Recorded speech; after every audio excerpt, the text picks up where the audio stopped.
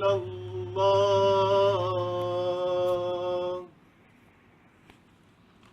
أشهد أن محمدا رسول الله أشهد أن محمدا رسول الله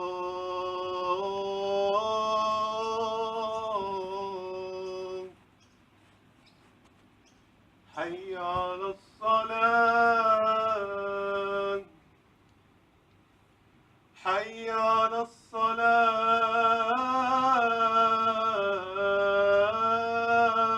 الصلاة حي على الفلاح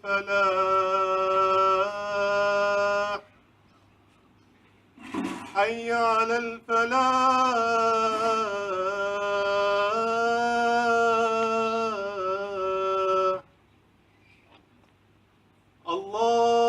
الله أكبر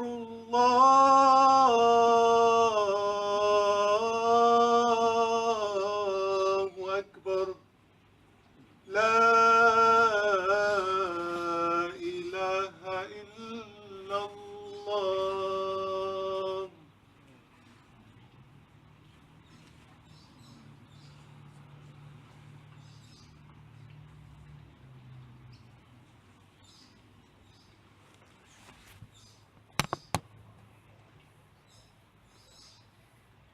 إن الحمد لله ونحمده ونستعينه ونستغفره ونعوذ بالله من شرور أنفسنا ومن سيئات أعمالنا من يهد الله فلا مضل له ومن يضلل فلا هادي له وأشهد أن لا إله إلا الله وحده لا شريك له وأشهد أن محمدا عبده ورسوله صلى الله عليه وسلم بلغ الرسالة وأدى الأمانة ونصح الأمة وجاهد في الله حق الجهاد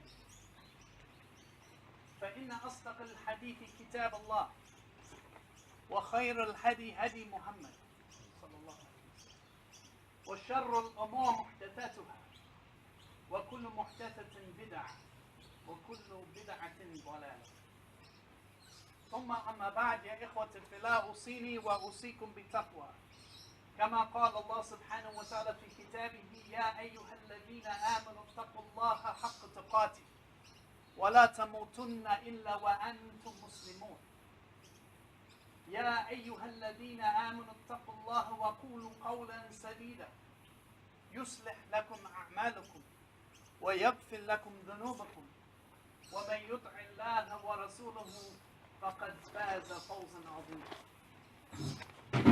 All praises are due to Allah. We praise Him and we ask for His forgiveness. And we seek refuge in Allah from the evil shaitan, the accursed, and from the evil that is within our own selves, and from the evil deeds that we do. And I bear witness that there is no deity of worship except for Allah. Ashhadu an la ilaha illallah. And I bear witness that Muhammad is His messenger. Ashhadu anna Muhammadan Rasulullah. May peace and blessings be upon him, and upon his followers, and upon his family.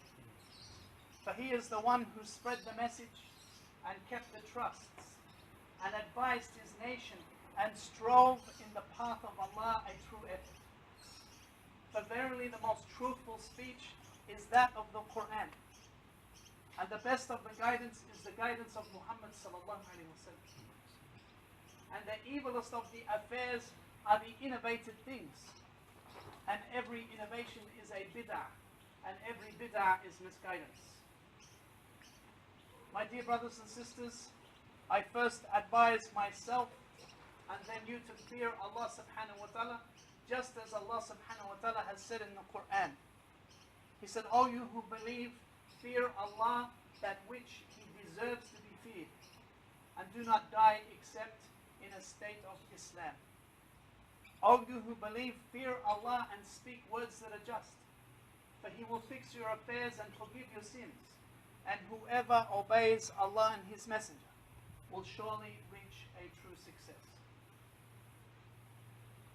My dear brothers, and sisters, this past week was no doubt one of the saddest and bloodiest moments of the Syrian revolution against the tyrant regime of Sham.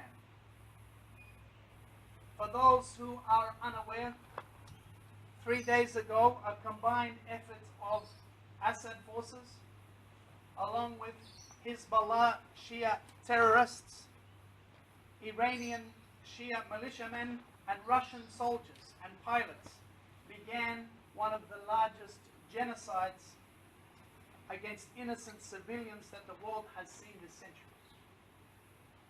For the past week, thousands of bombs were randomly dropped from the sky upon apartment buildings and in the streets of Aleppo,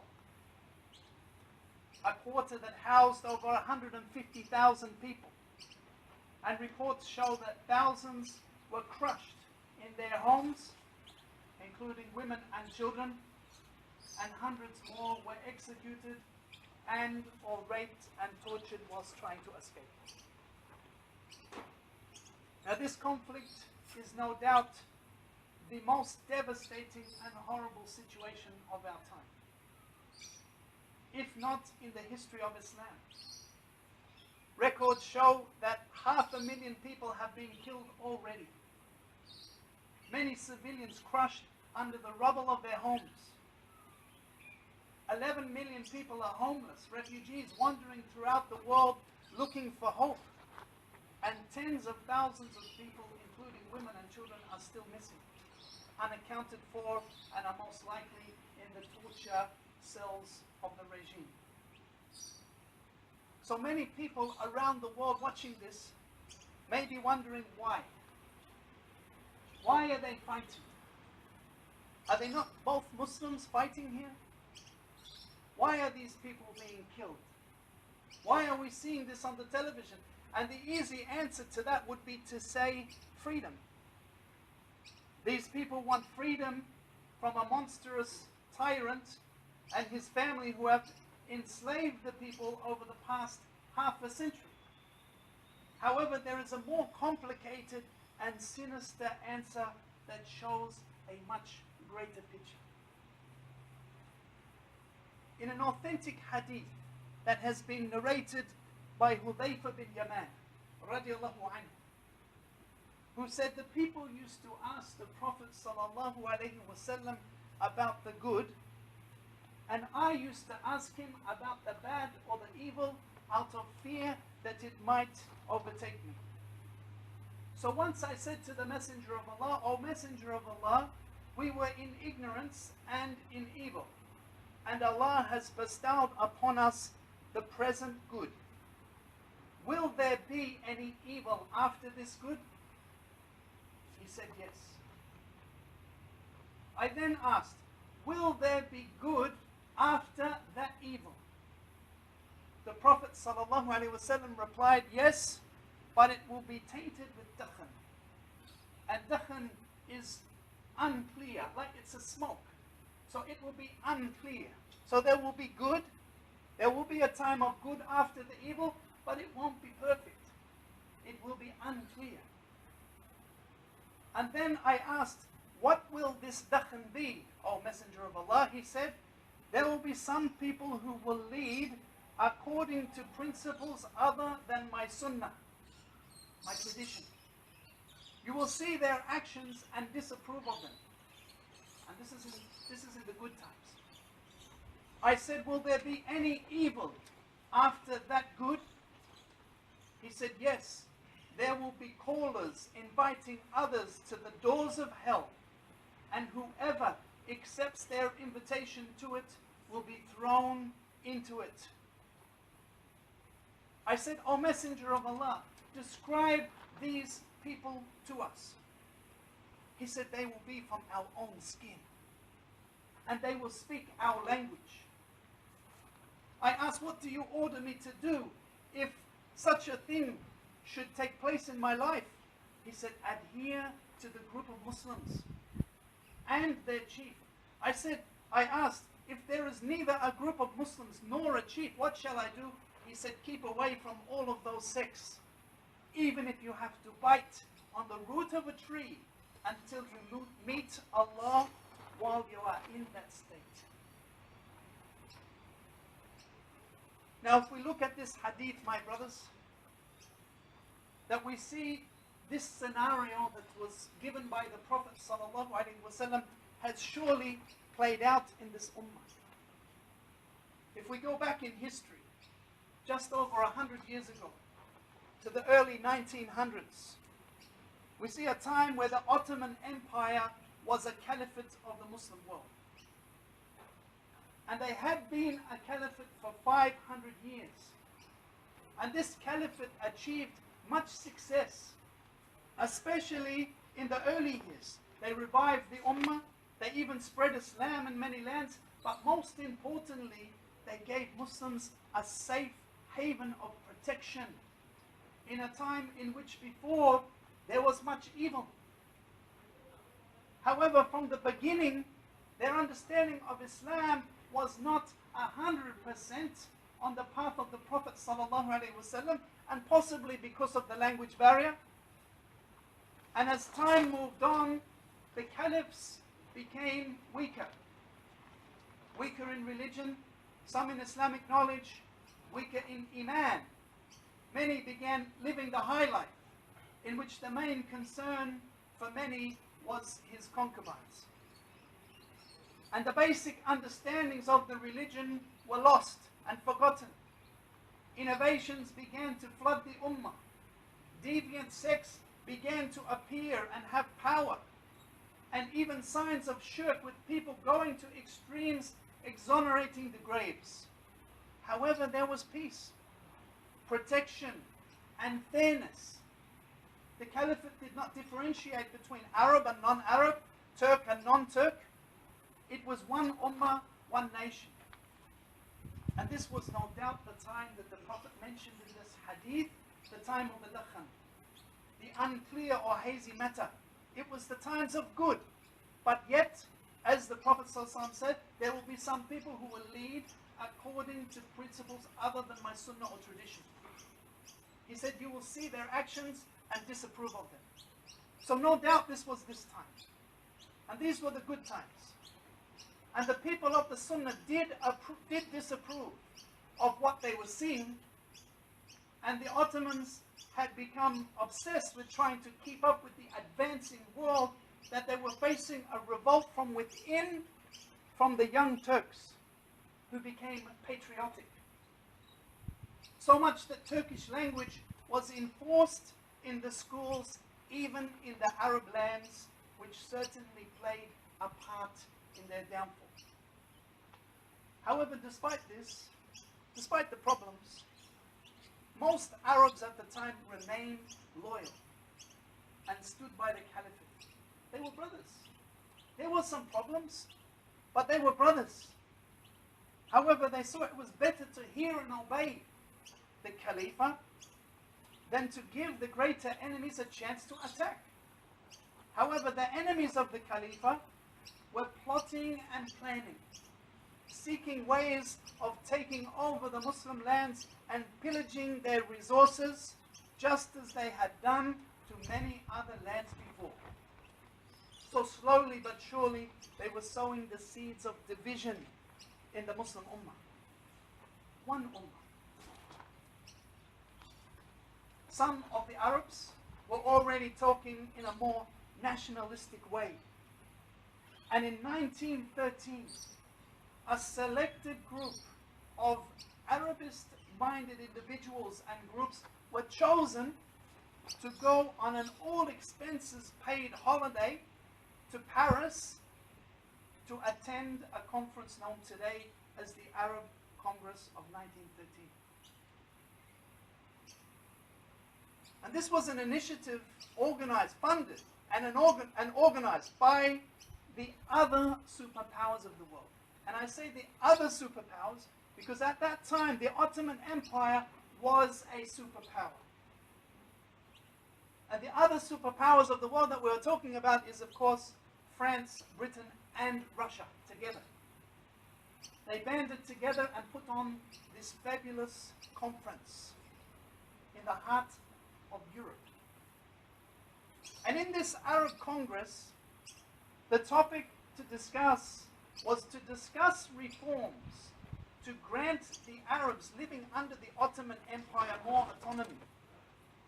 And it's as if the Western world, the Europeans, the Russians, they wanted to help the Arabs to break away from the Turks.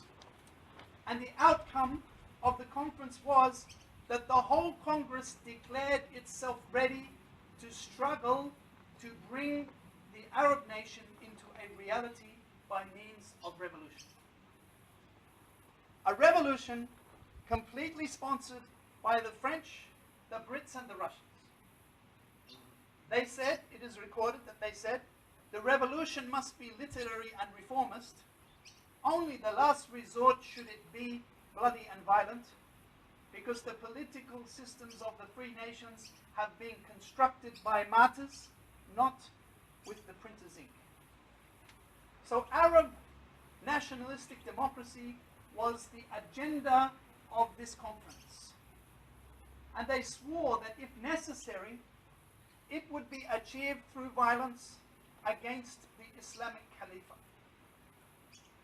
And the violence would be sponsored completely by Western nations. So basically the outcome was no more Khalifa, no more Islam, no more Ottoman Empire, in which they would bring an Arab democratic nationalism in its place.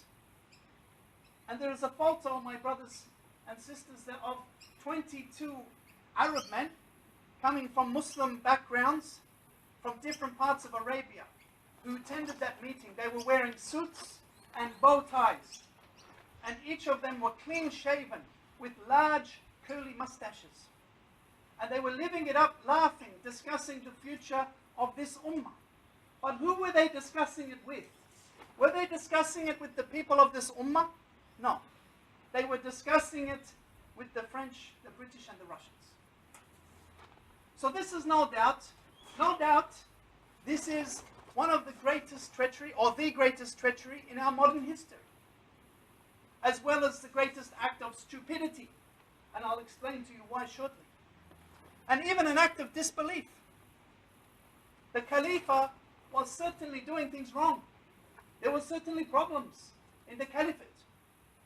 But siding with the disbelievers against the believers to create a different system to that of the system of Rasulullah sallallahu alaihi wasallam, that was a greater evil. Did they not hear the words of Allah subhanahu wa ta'ala in verse 139 of Surah An-Nisa, and when he said, بَشْرِ الْمُنَافِقِينَ بِأَنَّ لَهُمْ عَذَابًا عَلِيمًا الَّذِينَ يَتَّخِذُونَ الْكَافِرِينَ أَوْلِيَاءَ مِنْ دُونِ الْمُؤْمِنِينَ أَيَبْتَغُونَ عِنْدَهُمَ الْعِزَّةَ فَإِنَّ الْعِزَّةَ لِلَّهِ جَمِيعًا. Allah subhanahu wa ta'ala says, give good tidings of a painful chastisement to the hypocrites who take the unbelievers, the disbelievers, for their allies, for their friends and allies, in preference to the believers. Do they seek honor from them, whereas honor altogether belongs to Allah alone? And did they not hear the other verse? In verse 144, when Allah subhanahu wa ta'ala said, يا أيها الذين آمنوا لا تتخذوا الكافرين أولياء من دون المؤمنين أتريدون أن تجعلوا لله عليكم سلطانا مبينا. Believers, do not take the disbelievers as your allies in preference to the believers. Do you wish to offer a clear proof of guilt against yourselves? Surely the hypocrites shall be in the lowest depth of the fire, and you shall find none to come to the help. So these verses are very clear about taking an allegiance over your fellow Muslims. And these people who went to this conference, they did not go there to bring another caliphate. They did not go there to try and fix the ummah Islamically. Rather, they went there and the goal was to bring Arab nationalism after that. So after this conference, these men were then sent back to Arabia with endless amounts of money and business opportunities to build their armies and begin their call to Arab democratic nationalism. And it was a call fresh from where? From the lands of Kufr. And it is no doubt that these callers were those who were mentioned in the hadith, in the previous hadith that we said, in which the Prophet ﷺ said that in the times of good, we already said that would have been the times of the Ottoman Empire, even though it was dakhan, it was unclear, but yet there will be evil that comes after. So here the Prophet ﷺ said there will be callers who will invite to the gates of hell, and whoever accepts their invitation to it will be thrown in it by them. I said, O Messenger of Allah, he said, describe those people to us. He said, they'll be from our own skin and they will speak our own language. And this fits it perfectly. Those who went to the conference and accepted the money and accepted the deal fits exactly into this hadith. Now 3 years later, a man by the name of Sharif bin Hussein bin Ali, and he was an Arab man who had been the Amir of the Hijaz, of Mecca and Medina, and he was at the conference, and in fact he was a trusted member of the Ottoman Empire, and it is said that he spoke better Turkish than Arabic. So he began what is known as the Arab Revolt. That's what they call it today, the Arab Revolt. And Sharif joined the Western Alliance, who fully funded the revolt and promised Sharif, this was the promise that they promised him. They promised him an Arab state stretching from Aleppo in the north to Aden in the south, including Iraq and Kuwait, in which he would be the leader along with his sons. But it was a state. It wasn't to be a caliphate. It was to be an Arab state. And Sharif had an army of, after his calling, he had an army of around 5,000 soldiers, which is not much really, considering the amount of people that were around at that time, just 5,000 soldiers. And most of the Arabs, it is recorded that most of the Arabs did not join him. In fact, most of them did not accept going out against the Khalifa. However, they did not stop him either. And as they were calling to long-needed reforms that most of the Arab people hoped for, they were talking about bringing Arabic language back, which had been banned in the schools. They were talking about bringing more Arab things in, which is something that a lot of people wanted. And these people, or this army, was supplied weapons from the tri-nations of disbelief. And they tactically attacked the supply lines of the Ottomans, which incidentally was a railway line that stretched from Istanbul all the way to Aden in the south, which in fact went to Mecca. So we're talking about, it doesn't even exist today. It's not even there. It's probably buried in the sand. But we're talking about a railway line that they had that stretched from Istanbul to Mecca. And the army of Sharif, they would attack the train that were carrying soldiers. And it's recorded that many of those soldiers were Arabs. Many of the soldiers that were fighting for the Ottomans were Arabs. And they were loyal to the Ottomans. But because of the tax, they were unable to get the weapons to their destination. Now, a point to make here is that soon after the revolt began, a flag was designed for the Arabists, for the Sharif's army. Now, this flag had nothing, we'd never seen it before, and it was in fact, it was not designed by a Muslim. It was designed by a British disbeliever by the name of Mark Sykes. So he was fueling, they were fueling this fire in our ummah. And this war lasted around 2 years, in which many Muslims died.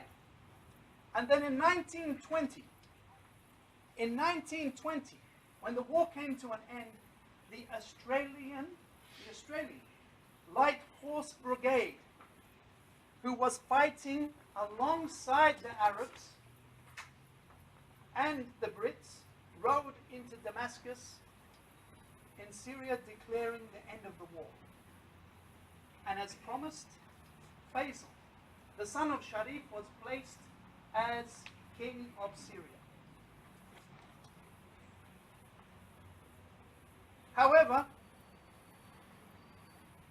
what the Arabs didn't know was that the helpers, the disbelieving nations who funded them, had a hidden agenda behind their help. 2 years before the revolt, even years before they promised an Arab state, they had made a secret agreement called the Sykes-Picot Agreement. And the secret pact was that when the Arabs had successfully defeated the Ottomans, the Western nations would move their armies in and take over the Middle East. France would take over the northern areas of Arabia, including Syria and Lebanon and parts of Turkey, East Turkey, whilst Britain would take the south, including Palestine, Iraq, Kuwait, and as far as Yemen. Russia, on the other hand, maybe they didn't like the heat because they only took Azerbaijan, Armenia, and Chechnya. And Jerusalem, Al-Quds, the Holy Land, would be shared between them all. This was the agreement that was made even before they had, just after they had the conference. So there was no Arab state. There never was. The West used the nationalists to get rid of the only Islamic superpower on the earth at that time, the Ottoman Empire. And then they took all the land for themselves. Just 1 year later than that, the French government ordered their troops and they exiled the leader, Faisal, who they placed as a king. They exiled him. That's it. 1 year he lasted. They exiled him.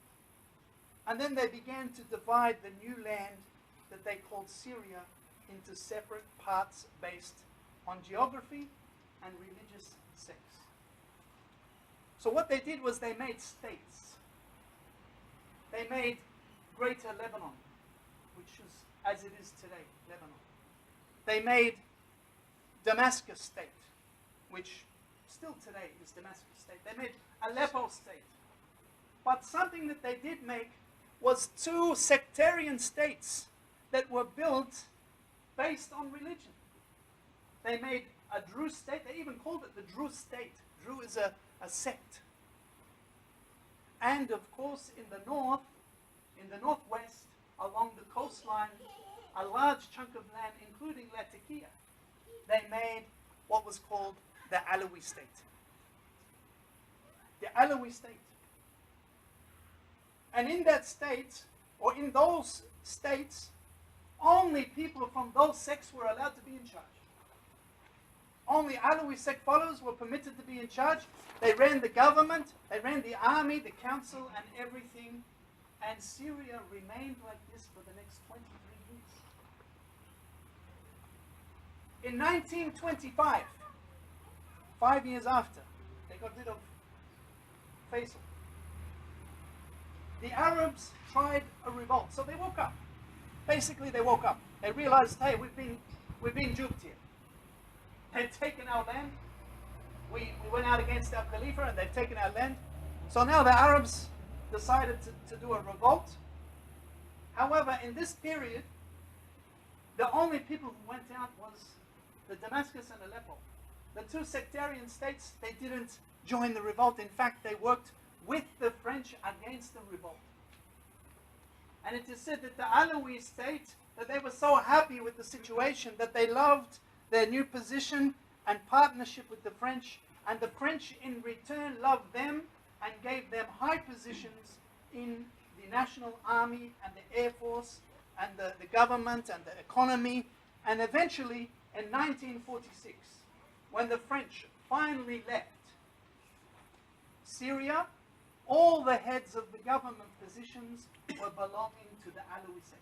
All the Druze. Even though they were the minority. The majority was Sunni Muslims. But yet, when they left in charge only people from the Alawi and the Druze sect. In 1956, the Alawi government signed a pact with the Soviet Union, the communists, in which led to Syria becoming the Ba'ath Party for communism. The Ba'ath Party. And they were formed, and now the country was fully controlled by communism, who reigned from the Alawi sect of Syria. So they were not only Alawis, but also communists. And on November 13, 1970, the Minister of Defense, a man by the name of Hafiz Assad, you've probably heard of him. Hafiz Assad, an Alawi, took over the country in a bloodless coup and became the president of Syria. And he remained that way until he died. And then after his death, of course, came Bashar, the butcher who is killing today. He became the leader after his father, and he was a man who was educated in Britain. In fact, his wife has British passport. And since then, that family and the Alawi sect have firmly ruled the country with a molten iron fist. Just to open a shop, if you want to open a butcher shop, you have to have the photo of him in your shop. If you do not, you will be jailed, you'll be taken away, and you will not be seen again. They kept the people poor as a plan, because if the people are poor, then you can pay spies to spy on each other. And that's what they did. People spying on each other, neighbors spying, reporting back to the regime on what this one's doing and what's that one doing. He's praying his Fajr. This one here is praying in the mosque. Better keep an eye on him. So this is what they did. And this is the reason that there's war today. And this is the reason that Bashar Assad is clinging onto his throne like a baby clinging onto the rattle. 500,000 people have been killed. And yet he holds on, smiling to the world. Because why? Because he knows that in the end it was them who gave him this position. He knows that the West does not want anyone in charge of Syria except for him. So he will do whatever he can to hold on, no matter what war crimes he commits, as he knows, or at least thinks that he is safe. أقول قولي هذا أستغفر الله لي ولكم.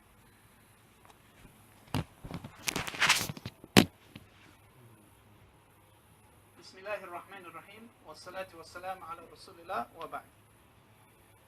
Brothers and sisters, history is something that you can't change once it's happened. Once it's written, it is there forever. However, what you can do is fix it. And you can make it right. In the past, the Muslims would send armies to protect one woman. Even to protect a disbeliever that was living under the state. If he was being oppressed, if they were being oppressed, the Muslims would send armies just from hearing the news. Yet today, we see the news, we see the killings, we see the blood, we see the oppressions, we see all this, and yet no one is doing anything. People are yelling out to America and Britain, asking them to help. They say, where is the international community?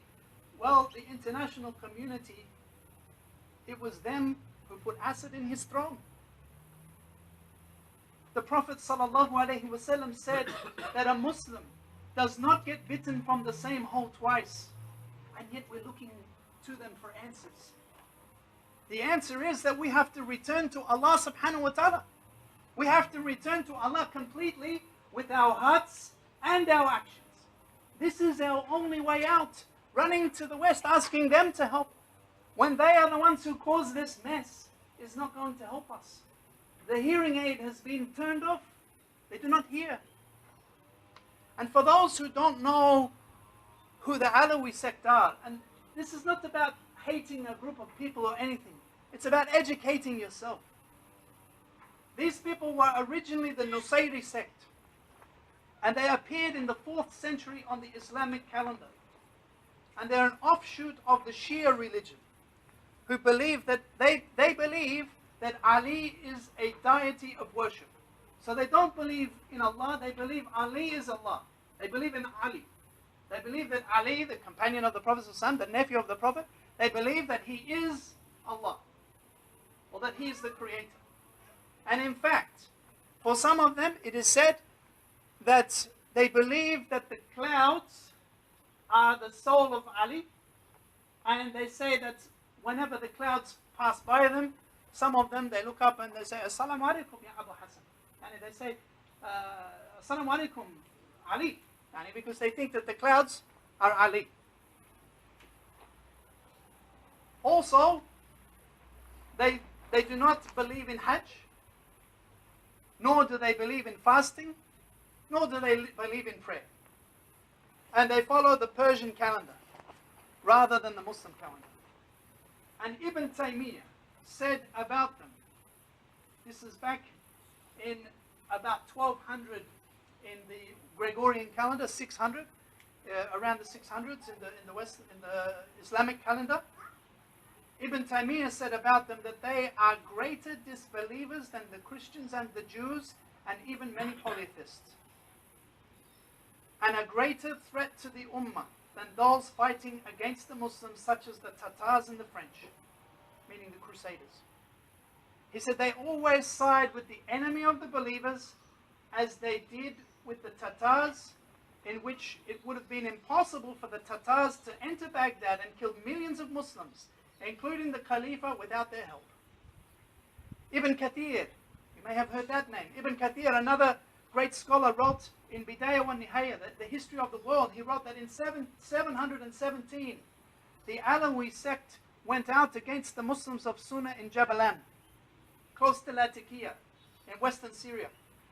They killed and raped the young and the old. They destroyed the mosques, and they turned them into places where they would drink alcohol. And he said that they would take civilians and they would torture them and force them to say, La ilaha illa Ali. A'udhu billah. That he would force them to say that there is no deity of worship except for Ali. That's what they would force the Muslims to say.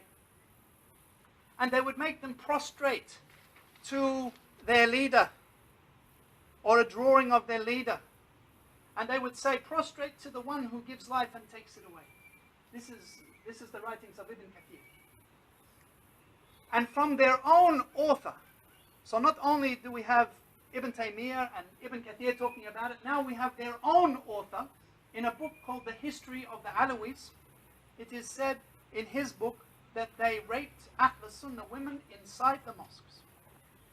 They raped Ahl Sunnah, the people of Sunnah, the Sunni Muslims. They raped them, their women, inside the mosques, and sometimes in front of their husbands. And this is the Nusayri Alawi, their Aqidah. And maybe only the good thing to come out of this war, my brothers and sisters, is that it exposes them and it gives us a chance to rid them from being in charge of the Muslims.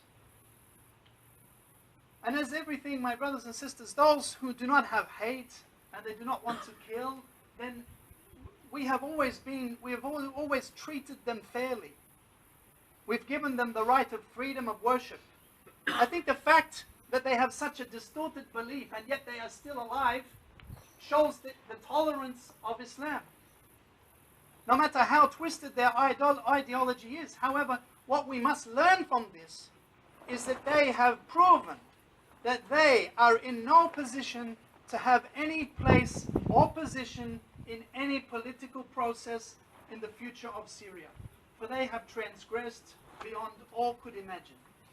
So they are free to live. People are free to practice their religion. The Western world today, they're saying, we need a political solution. They're saying that. We need a political... Why are they saying that? Because they want to keep that sect in charge. That is why they're saying it. Because they want to keep him in charge. Okay, get rid of him, let's put another guy. just like him. No, it cannot be anymore. They're a minority group.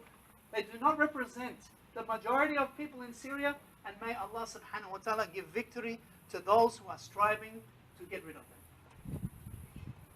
اللهم صل على سيدنا محمد وعلى آل محمد كما صليت على إبراهيم وعلى آل إبراهيم إنك حميد مجيد.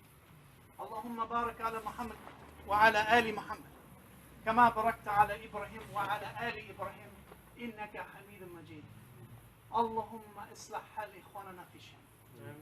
اللهم اصلح حال إخواننا في الشام. اللهم فرج عنهم، فرج عن أهل حلب يا رب العالمين.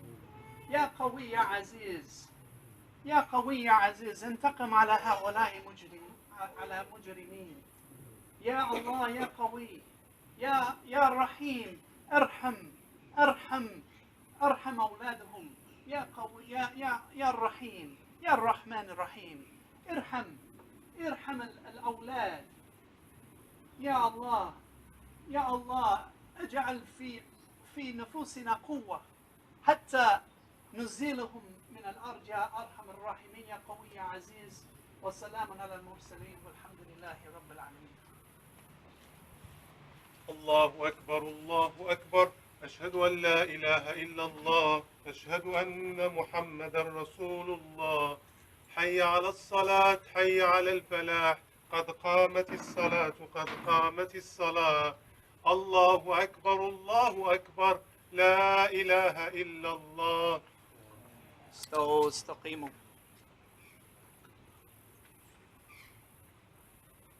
الله أكبر. الحمد لله رب العالمين الرحمن الرحيم مالك يوم الدين إياك نعبد وإياك نستعين اهدنا الصراط المستقيم صراط الذين أنعمت عليهم غير المغضوب عليهم ولا الضالين آمين. إذا جاء نصر الله والفتح ورأيت الناس يدخلون في دين الله أفواجا فسبح بحمد ربك واستغفره إنه كان توابا. الله أكبر.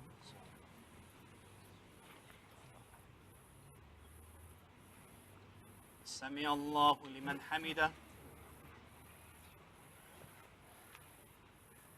الله أكبر. الله أكبر.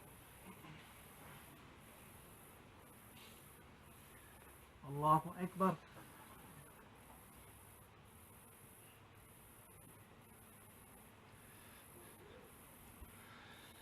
الله أكبر.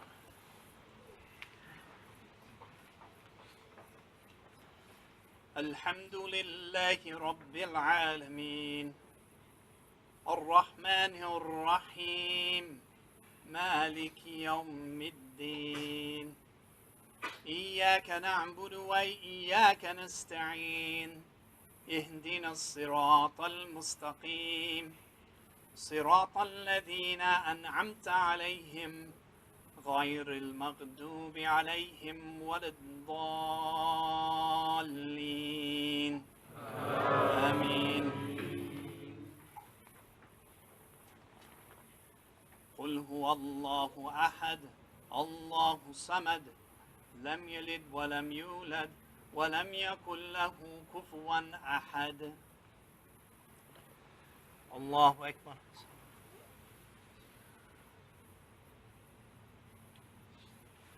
سمع الله لمن حمده. اللهم اصلح حال إخواننا في الشام. اللهم فرج عنهم يا رب العالمين. اللهم ثبت أقدام المجاهدين. اللهم زيل عدوك وعدو المؤمنين من الأرض يا قوي يا عزيز يا حكيم يا عليم. صلى الله وسلم على سيدنا محمد. الله أكبر.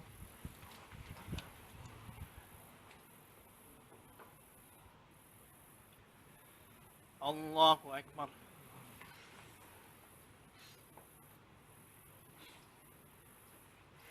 الله أكبر.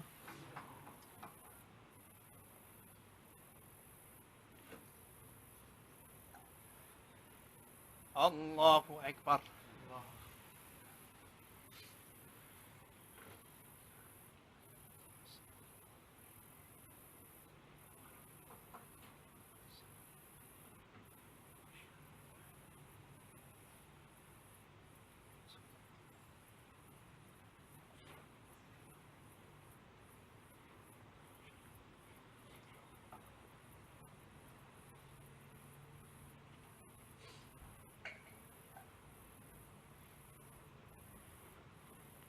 السلام عليكم ورحمة الله. السلام عليكم ورحمة الله. استغفر الله استغفر الله استغفر الله. اللهم لك السلام ومنك السلام.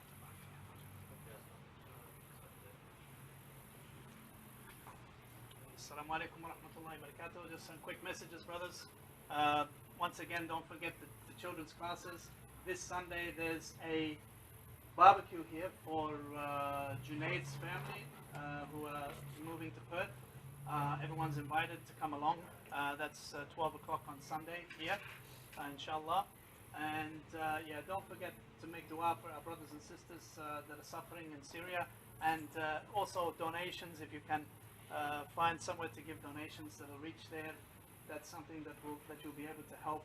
And remember, this organization as well runs on donations, so feel free to gain the rewards. Jazakumullah.